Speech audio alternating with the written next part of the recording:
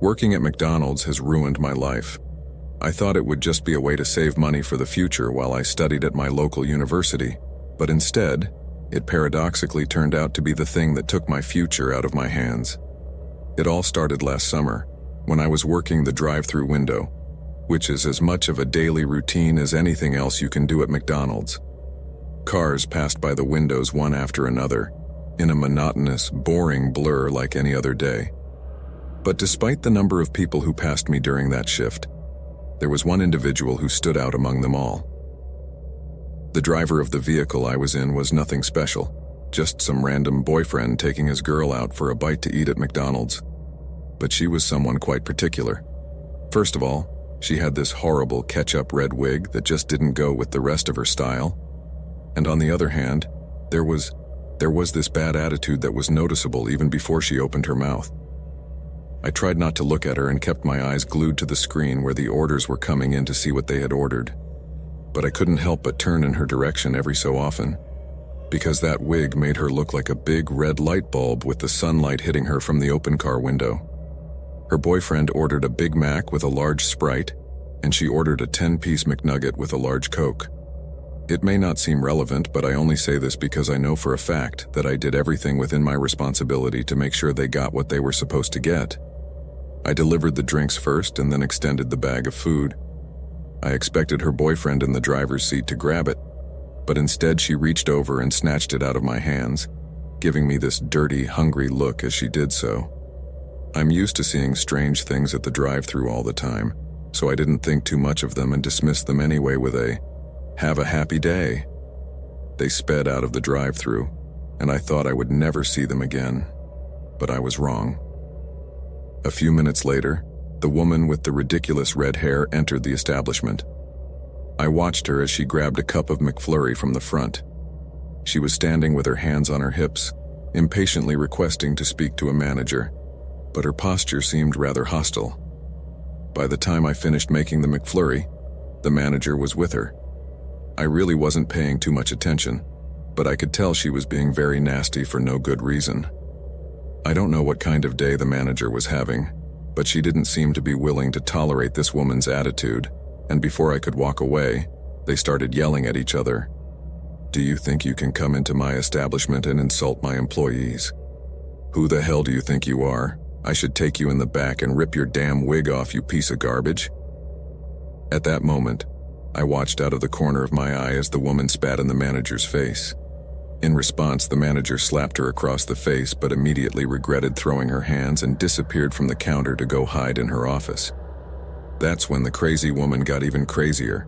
The woman in the red wig started screaming barbarities at the top of her lungs as she started grabbing things off the counter at random and throwing them across the counter into the office and kitchen area. The woman threw a cup of straws, spilling them all over the floor, snatched a customer's order and threw the tray full of food and soda towards the employees and screaming at the manager to come out and show her face. "You all think I'm stupid. You think I can't count? I ordered a piece of 10 McNuggets, not a piece of 9. I'll rip off one of your 10 fingers and then you tell me how you feel about it."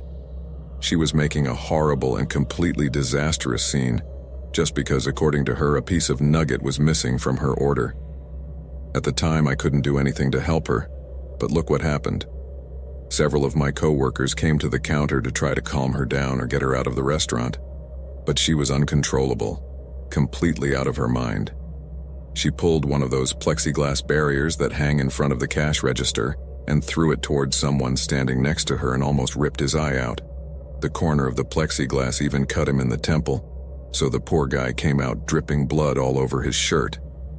"Let me see that witch who gave me my food. Come on, get her out of there because I'm gonna give her the beating of her life. Get out of there, you fucking cowardly con artist." I realized that the crazy woman was talking about me, and that's when she jumped over the counter, looked at me with her eyes full of fury and lunged the other way to try to get to me.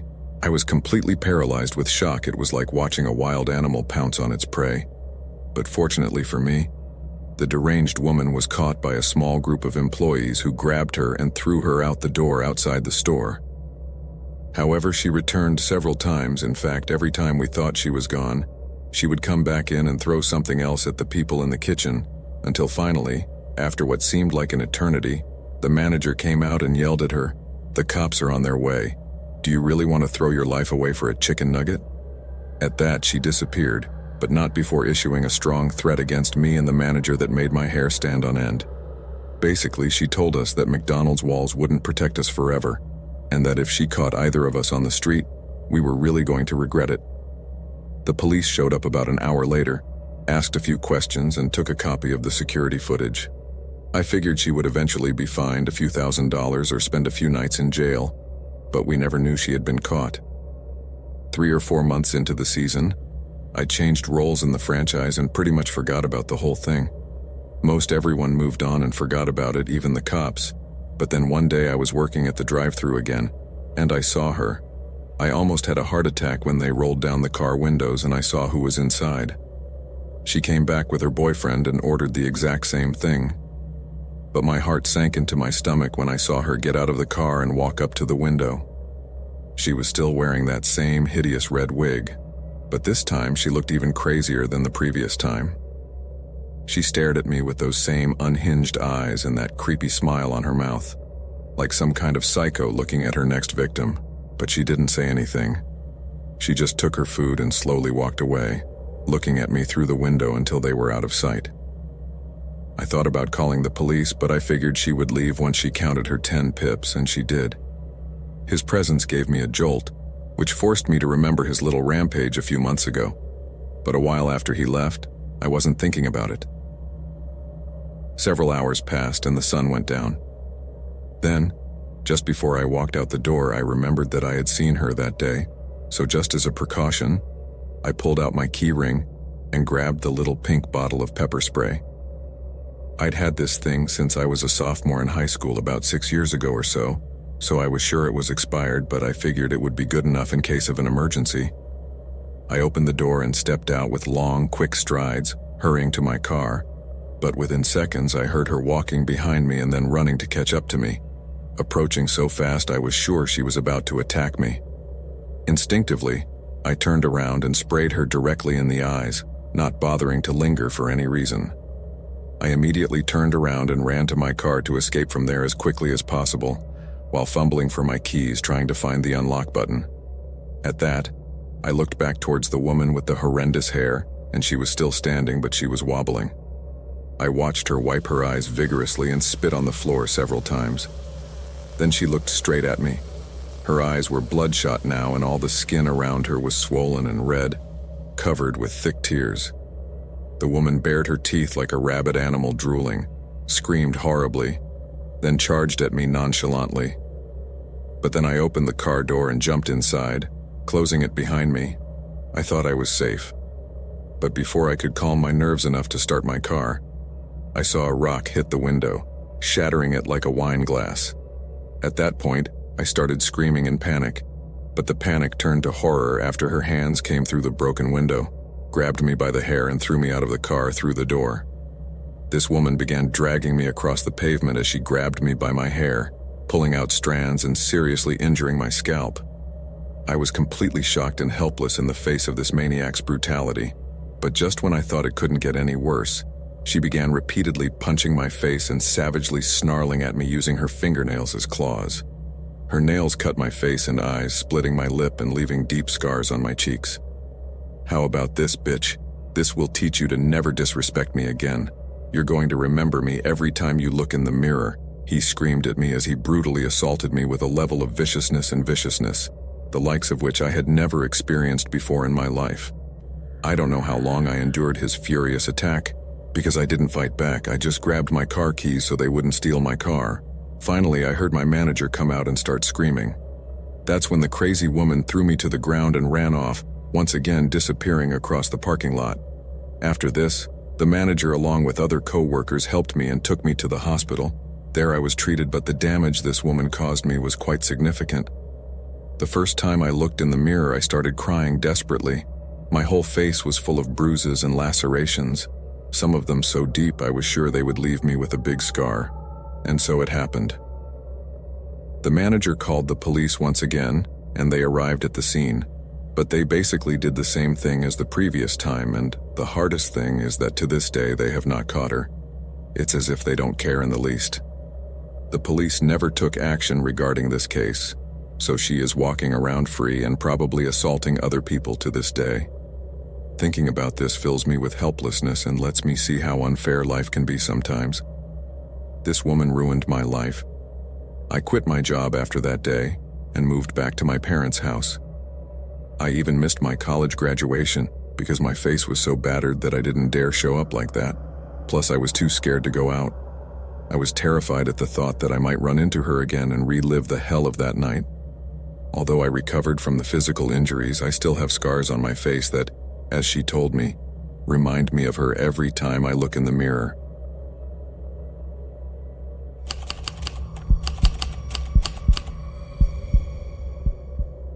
I had been working at a Mexican food restaurant for about 2 months when my coworker, Hugo, started acting very strangely.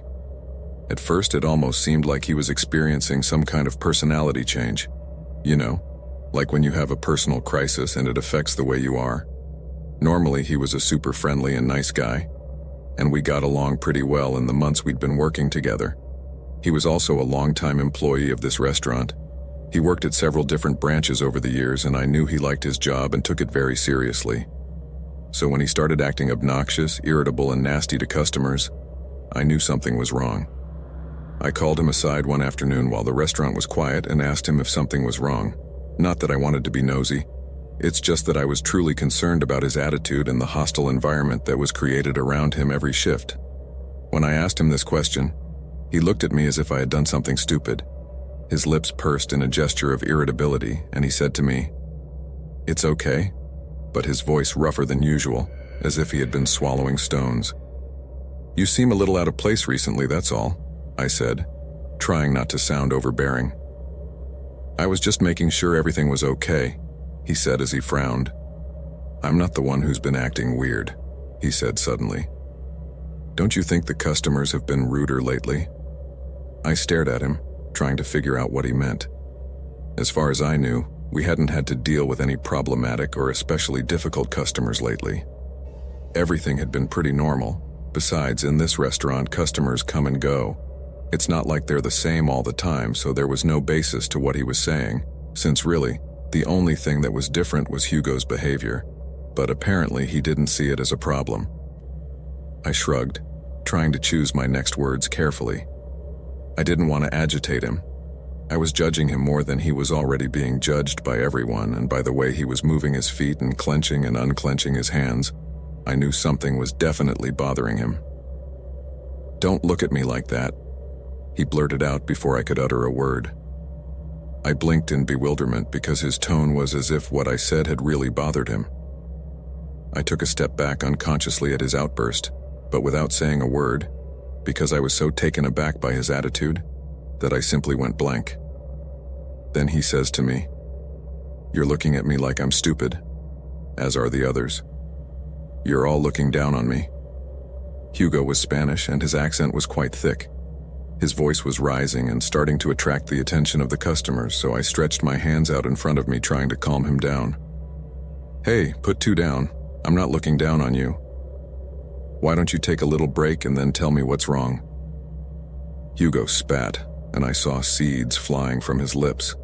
I cringed, trying to figure out what to do. That's when our area manager, Sarah, stepped in. "Hugo," her voice said like a whip, "in my office now."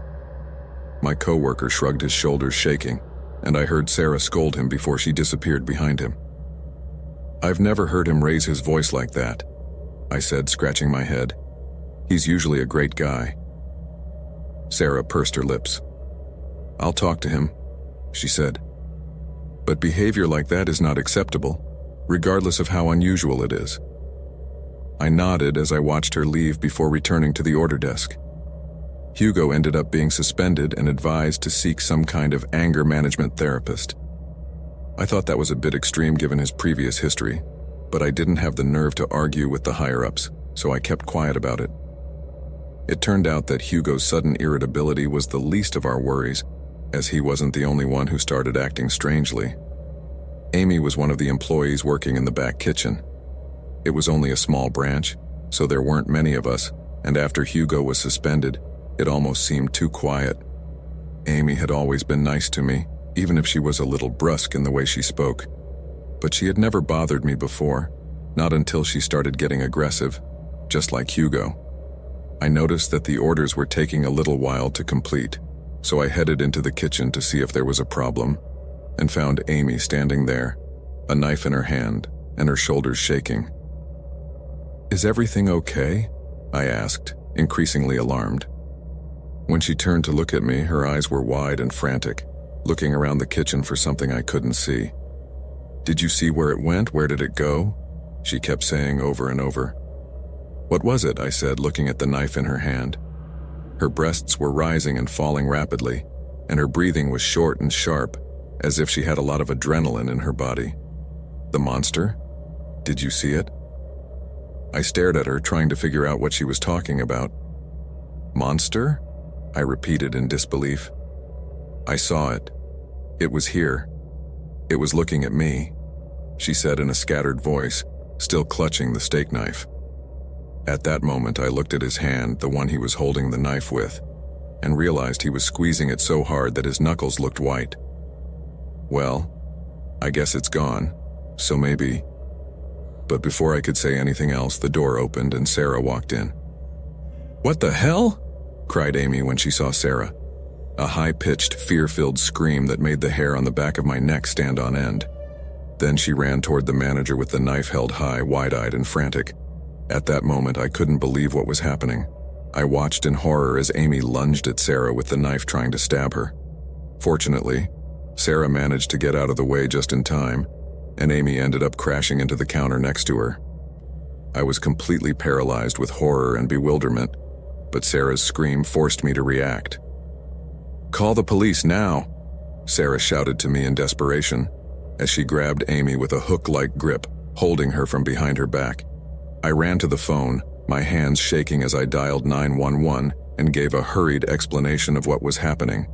Amy was still screaming about monsters, but Sarah had managed to get her to drop the knife. I had never had as much respect for anyone as I did for Sarah at that moment. The police arrived soon after, arrested Amy, and took some witness statements. I told them what had happened, reiterating that this behavior was not like Amy at all. She was normally so rational and composed that seeing her attack Sarah with a knife had been like looking at a strange person.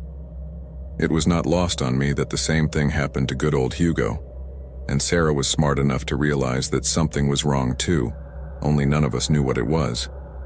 However, a few days later, all the answers came back, and we could hardly believe what was the reason behind the strange behavior of our classmates.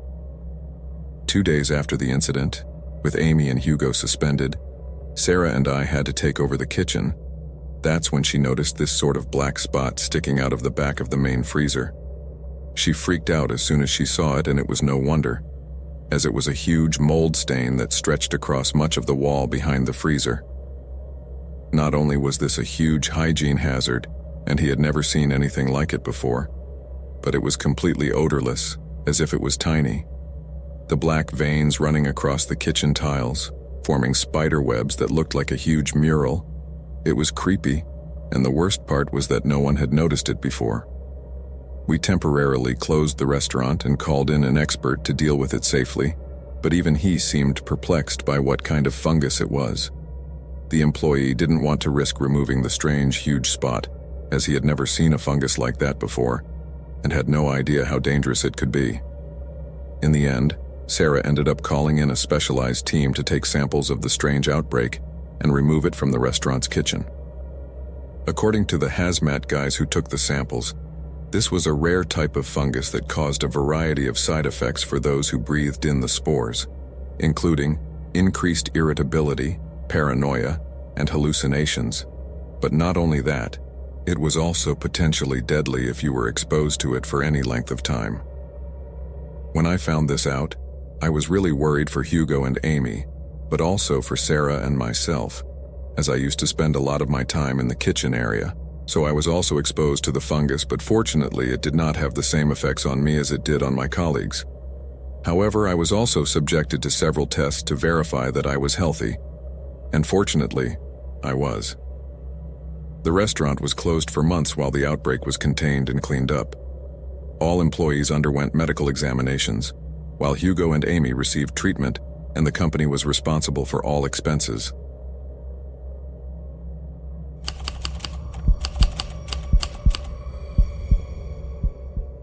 It was only my third week at an old fine dining restaurant with vintage charm located in a quiet part of Chicago. That night, the winter chill had kept most of the patrons away, leaving the grand dining room nearly empty, except for the candles flickering and casting shadows on the walls. Since I was the youngest, I was given the graveyard ritual, which basically meant that, while my colleagues left early for a few beers, I had to stay behind to clean up, arrange chairs, and a bunch of other chores before calling it a night. The clock had just struck 11 o'clock when I decided to call Jima, my girl, to help me get through the slow, dragging hours of my late shift. She answered right away, and her beautiful face soon filled my phone screen. "Hi, baby. How's the most beautiful thing in my life?" She smiled somewhat sheepishly and answered me with a, "Hi, honey. How's your night going?" Her voice was like a soothing balm against the eerie silence of the empty restaurant. "No kidding. They gave you the night shift again? Oh, you look so tired." "I am," I replied. "And how are things?" he asked, to which I whispered back, "Quiet. Too quiet," I said, as I looked around the gloom of the room. "I haven't seen even one car pass by in about half an hour. It's just me and the shadows of the night." As I told her this, I paced my phone to show her the empty tables, but Gemma's face suddenly tightened. "Louis, there's something behind you," she said, and her voice was now tinged with concern, so I froze for a second, but then I laughed. "It's just the coats on the rack, honey. The ghosts in the restaurant don't work shifts." As I joked about it, I grabbed my phone to take a picture, but as soon as the camera app opened, the figure disappeared. Now the room felt denser. The air around me began to feel heavy. I remember my ears suddenly blocked, like what happens when you travel by plane and pressure drops. Desperate, and now realizing that it might not actually be a joke, I quietly grabbed my coat and slipped out, only to discover that the doors were inexplicably locked from the inside. Panic set in as I tugged on the handles with no luck. It was then that I realized I was not alone. Something was with me in the restaurant, something that didn't want me to leave. Trapped inside the restaurant, the air became suffocating, as if the building itself was contracting around me. My heart was pounding in my ears, and behind the sound of my frantic heartbeat, there was the sound of the slow, steady footsteps of someone or something I wasn't able to make out in the darkness. I looked around frantically, searching for any sign of movement in the shadows that stretched across the walls like dark and sinister figures. It was then that a loud noise from the bar area made me jump. I turned just in time to see a couple of wine bottles smashing against the wooden floor and their contents spilling out onto the floor, eerily resembling a pool of blood. But that was far from the creepiest thing I would see that night. While I was in shock at what had just happened, the most unnerving and terrifying event I had ever witnessed in my life began to unfold before my eyes. Suddenly, one by one, all the glass bottles began to rise into the air, before being hurled by an invisible force against the walls, windows, and door of the restaurant. The scene was absolutely surreal and very frightening. It was as if an angry spirit was unleashing all its wrath inside the restaurant. I ducked in fright and hid under a counter, while the sounds of bottles breaking made a huge roar all around me. The air was filled with a strong smell of alcohol, and that's when I heard it. A guttural sound so close to me that I felt as if they were breathing in my ear. It was a sort of distorted growl that faded as fast as it sounded. I staggered backwards and was so frightened that my phone slipped from my hands through the shaking and crashed to the floor. The screen shattered, scattering light in all directions before going completely black. I was now cut off from the outside world like some kind of hostage to something inhuman, and now my only lifeline was shattered. I was as terrified as I had ever been in my life. Without my phone to help me and the doors firmly closed, I began to scan the room for some avenue of escape. My eyes fell on the large windows overlooking the deserted street. It was my only chance. Gathering what little courage I had left, I grabbed a chair and with all my strength, threw it against the window. The glass resisted at first, but then gave way, making a very loud noise as it finally cracked, and the glass began to hit the floor. But as I turned to grab my coat and run outside, a cold hand gripped my shoulder very firmly. I quickly turned to face my attacker, but to my surprise there was nothing, just the chilling sensation of fingers slowly withdrawing from my skin. This was more than enough for me to run out like a bullet and climb through the broken window, as small shards of glass embedded themselves in my skin, making me bleed. But I didn't think anything of it. It was a small price to pay for escaping that place of hell. When I stepped outside, the icy night air hit me like a wall, and the cuts I got from the window glass now began to burn, but I didn't stop running until I reached the safety of the streetlights. Only then did I look back. The restaurant now remained dark and silent, a stark contrast to the chaos that had erupted inside those walls just moments before. The next morning, I returned. I honestly had no intention of ever going back to that place again, but I needed to talk to my boss and my colleagues and explain to them what had happened, even though I was almost certain they would not believe me. But still, I had to show my face and offer an explanation about all the chaos they would encounter in the place that morning. However, deep down I was also hoping to find answers. As soon as I arrived, the owner of the place, an older man who had run the business for decades, called me into his office. I was quite nervous to confront him, as I assumed he was very upset about the mess, but I still went to his office. I opened the door carefully and greeted him respectfully. He nodded and asked me to sit down. His face was serious, but he looked serene. There was silence for a moment, but when I tried to open my mouth to start explaining what happened, he interrupted me. "I know what happened, and I know it wasn't your fault."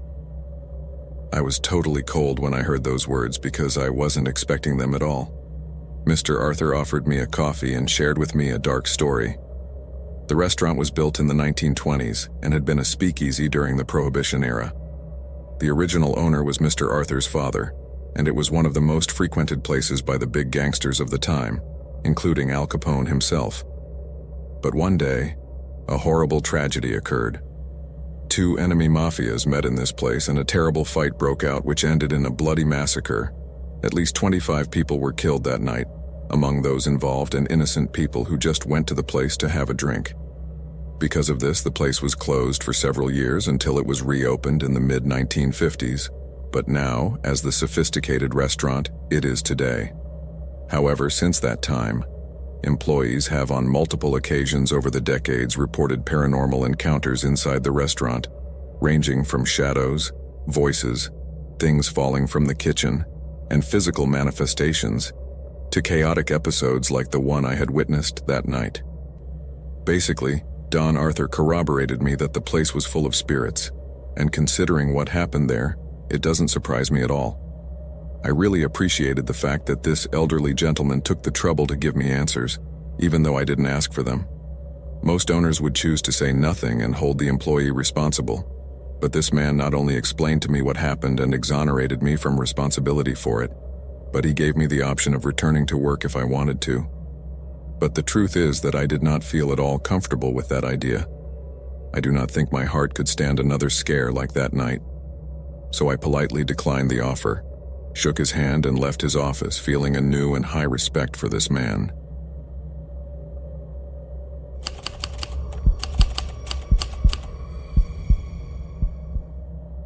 When I was a kid, I didn't have much money. My mom raised me on her own, since my father abandoned us when I was just a baby. In order to cover our expenses, she worked 2 jobs and was out of the house all day. So I spent a lot of time alone in our apartment. I had to learn to fend for myself from a very young age, in terms of making food and finding things to do. For lunch, I usually opted for the closest and cheapest thing there was, McDonald's. There was one around the corner. It was easy and I only needed a handful of coins to get a meal, and that was all I had. As for my entertainment, one thing I did have was my mom's old desktop computer with a CRT monitor. It was old by the standards of the time, and this was before we had smartphones. But for me, internet access was an absolute luxury. At the time, chat rooms were all the rage. Things like Facebook and Instagram didn't exist yet, so pretty much the only way to talk to people online, besides email, was a chat room. There wasn't much, just basic information like your name and age, and most of the time the chat rooms were community-based, so you'd be talking to people who lived somewhere in your town. I thought it was a pretty good way to meet people in the real world, although it ended up having some problems. There was one kid that I remember meeting very clearly. He was really cool. His name in the chat room was Jake, and he was about my age. We exchanged messages almost every day for a few weeks and even played the original Counter-Strike together. One day he told me he wanted to meet up and grab a bite to eat with me. I had nothing better to do, as usual, so I agreed, but I had to ask him if he lived nearby. I didn't have a bike and couldn't really afford to take the bus. Even though I was a 9-year-old then, I was a little cautious, so I didn't tell him my home address. I just asked him if he could meet me at the McDonald's by the big intersection near my house. He said no problem, so we agreed to meet there at 6 in the evening. I admit I was very excited. I had never met any of the people I had talked to on the internet before, and, to be honest, I really didn't have many friends, even at school. I had high hopes of hanging out with this guy more regularly, even before I saw him for the first time, so I didn't hesitate to raid my mom's change jar for some quarters, just enough to get a Happy Meal as usual, then walk to the McDonald's at the intersection. I went outside about 5 minutes before we were due to meet and got there at 6, but I didn't see him.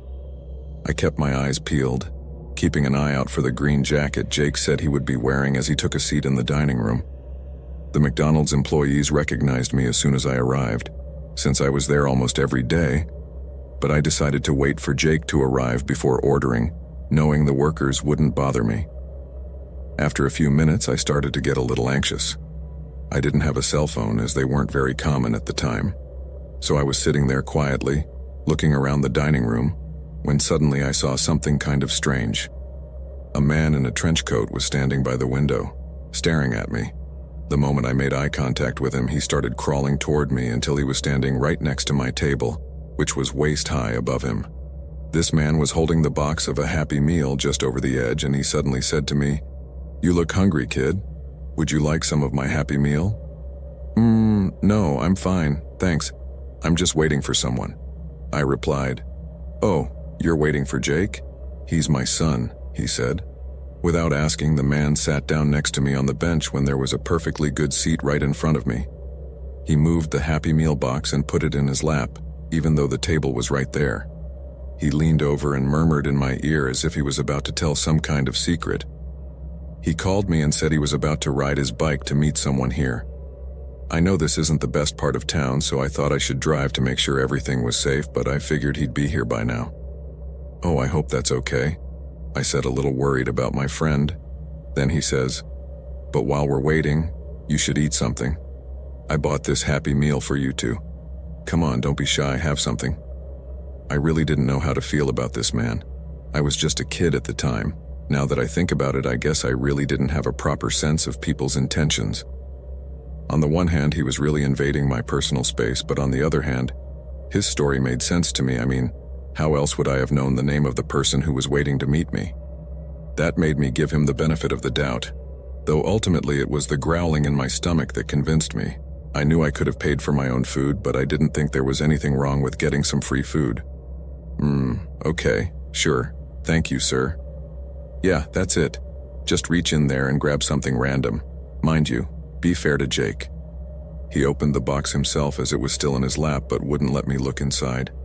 Desperate to get the food, I reached in, but from what I could feel, there was nothing there, or at least not what I expected. Finding no fries or hamburger or anything I expected, I grabbed the only thing in there, but it was definitely nothing that was supposed to be in a Happy Meal. It felt weird, almost sticky, and it wouldn't come out of the box. I was trying to pull it out when a voice said, "It's all right in here." It was one of the McDonald's employees. Neither of us heard her approach, so we both jumped a little. I took my hand out of the box and the man closed it very quickly. The employee stood sternly, hands on hips. Yeah, we're all fine here. I'm just enjoying some quality time with my son," the guy said nervously. I had no idea what the guy had just said, but I didn't want to cause any trouble at the McDonald's I ate at almost every day, or with the man who said he was my friend's dad. "You see, my other son is on the other side of that window. Do you see him there?" I started to look with my eyes where the guy pointed, but I didn't see anyone. The girl, on the other hand, didn't turn around for a moment. Instead, she said sternly, "Get out of here. I'm calling the police." At that moment, the man threw the Happy Meal box aside and ran out the door as if he had seen a fright.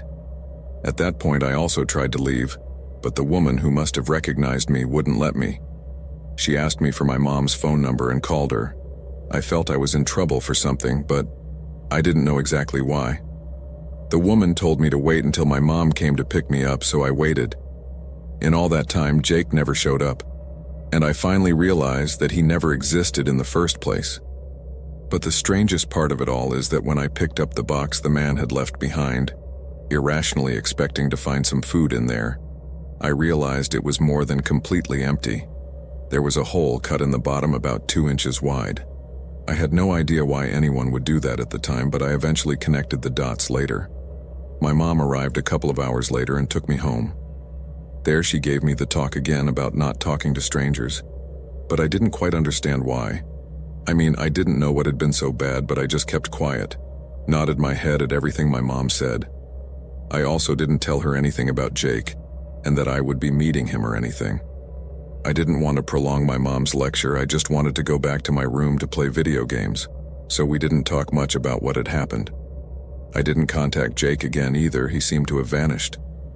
However, a few months later, I finally realized what had happened. We were in the living room, watching the program where they would catch predators red-handed, and that night, the face of the man they caught was one I recognized. It was the man in the trench coat. And where else had they caught him but at another McDonald's in the neighborhood? I was completely frozen when I heard the presenter explain that this man was a predator who pretended to be a kid named Jake to contact other kids through the internet. Then he would summon the minors to McDonald's or some park or wherever, and there he would take advantage of them by tricking them into doing disgusting things.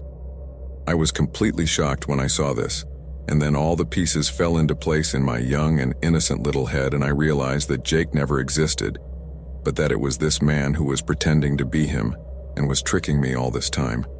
It was then when it dawned on me what was really inside the little happy box, and I swear I almost threw up. I never told my mom what happened that day. I felt ashamed, and at the same time I didn't want her to scold me about it, but from that day on I started to be very cautious with the people I met on the internet, something that stayed with me until today.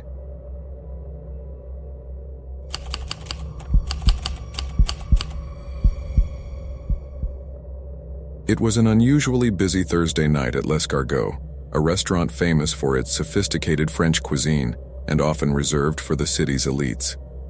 As one of the waitresses with the most time on the job, I was navigating the tables with great confidence and politely greeting regular diners while welcoming new visitors. Like every day, my mind was occupied only with serving the customers properly and seeing to it that their orders were delivered immaculately, as these were very important people, so the service had to be of very high quality. Little did I know that that night, in that elegant place where I had spent most of my life for the past 7 years, a scene of absolute horror would unfold that would haunt my dreams forever. This night began like any other night, with the clinking of fine china and the murmur of well-dressed patrons scanning the menu to order the best of the exquisite and expensive dishes offered in this restaurant. She was used to receiving famous faces, celebrities, politicians, businessmen, and most of them always chose a specific menu. So in some specific cases, like the mayor, for example, she always had her order prepared in advance. That night, one of the people in charge in the kitchen was Sebastian, a shy and quiet cook who had joined our staff a few weeks earlier. Sebastian was barely noticeable in the bustling kitchen. His presence was almost ghostly, as he rarely spoke to anyone, just went about his work. Around 8 p.m., guests began to complain of feeling sick. At first, it was a table of 4 in the corner of the main dining room, where the mayor was gathered with 3 more people from his cabinet. These were some of the first customers I served, because as I told you, I knew their orders by heart. But soon more hands began to be raised, and voices tinged with panic began to be heard throughout the place. From one moment to the next, the symphony that was playing in the background to set the mood of the restaurant was overshadowed by sounds of coughing and moans of pain coming from several tables, and an ordinary night was transformed into a horrible nightmare. My heart raced as I moved from table to table trying to reassure our guests. Sweat beaded on my forehead, not only from the rush, but from a fear and bewilderment at what was happening. I immediately ran to the kitchen to alert our staff, and that's when I saw him. Sebastian was on his back, muttering something under his breath, his hands trembling as he handled a bag that didn't look like any ingredient we had in the pantry, especially since all the condiments were properly placed in jars and not in bags. I immediately called out loudly to him, but he didn't answer. He just continued his mysterious work, pouring something from a strange bag into the dishes that were ready to be served. It was then when a scream pierced the air, a scream that froze my blood, and it was coming directly from the main dining room. I ran back there along with 2 other waitresses who had arrived at that moment to alert what was happening, and when I got there, my stomach contracted. One of the mayor's companions lay in his chair clutching his throat in horror, his face a ghastly shade of blue. Panic broke out as more customers began to show symptoms of severe food poisoning. Amidst the screams and confusion, Sebastian emerged from the kitchen with bloodshot eyes and a chilling smile on his lips as he grabbed a bag full of sharp blades and walked with eerie calm toward the lounge. He approached a group of diners and threw one of the blades, narrowly missing the face of a woman accompanying the mayor. "Poison," he muttered, saying each syllable separately, calmly and now with the widest, creepy grin. The guests jumped to their feet and began to run, knocking over chairs, glasses, tables, and everything in between in a desperate attempt to flee the scene. As this chaos was unfolding, Sebastian was methodically moving around the room with a blade in his hand that glowed eerily under the overhead lights. I was completely petrified, standing at the side of the room, not believing what I was looking at and on shaky legs, as I watched Sebastian walk to the front doors and lock them. His face was a sort of twisted mask in which his mouth drew a smile, while his eyes radiated pure fury. As I stood there like a statue, I felt someone grab me by the arm, and only then did I react. It was one of the waitresses who dragged me with her behind the bar to try to hide us. My whole body was shaking as I watched Sebastian approach a terrified young couple. "You think this is just dinner?" he said menacingly to the boy. "I don't know, sir," the poor boy replied, scared to death.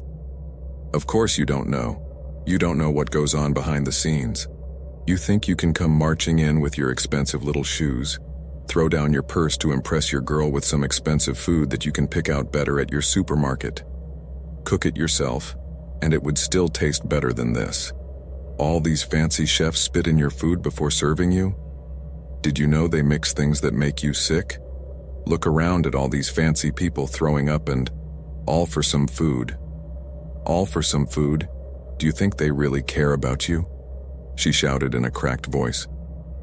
"They're not here to serve you, they're here to abuse you and your children, no matter how hard you try to save.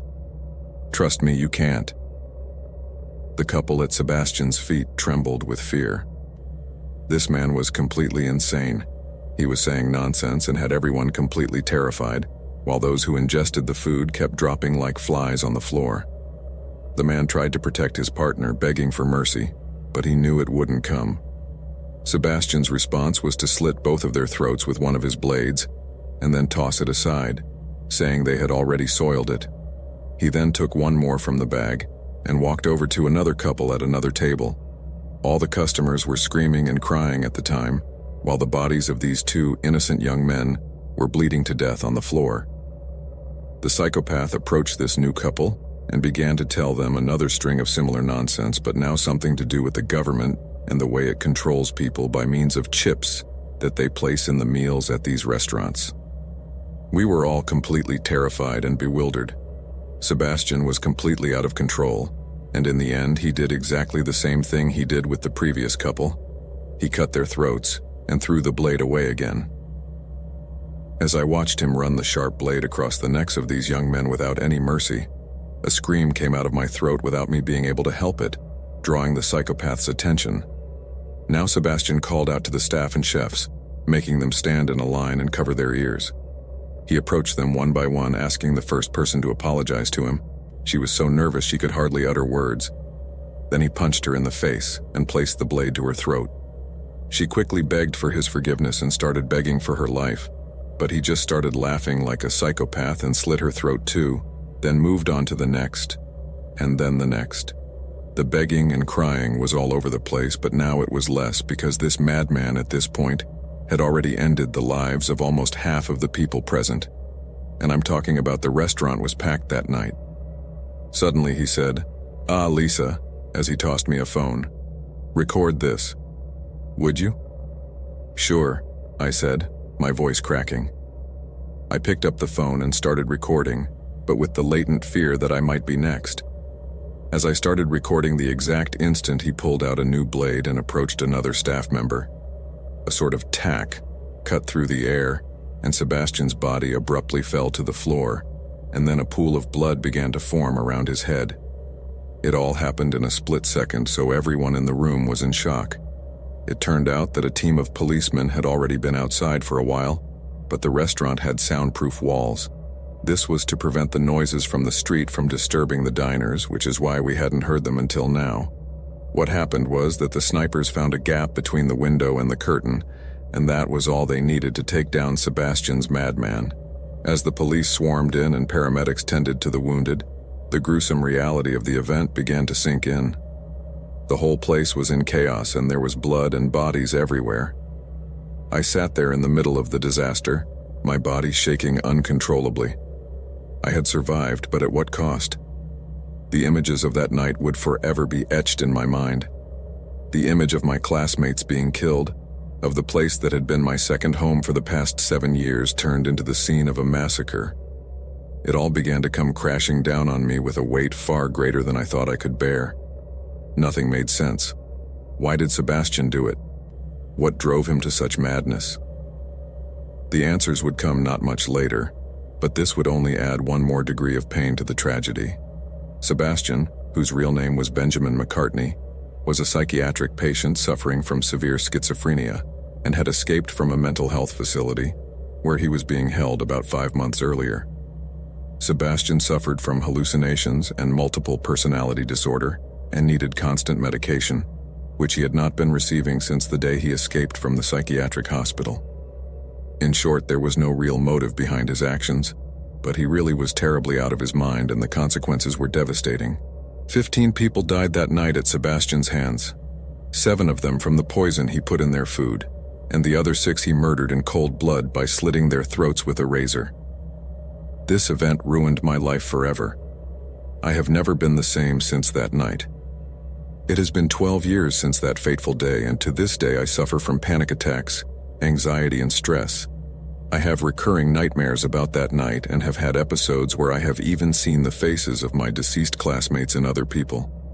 I have taken a lot of psychological therapy and have managed to move on with my life, but no matter how hard I try to forget that horrible incident, it will haunt me forever.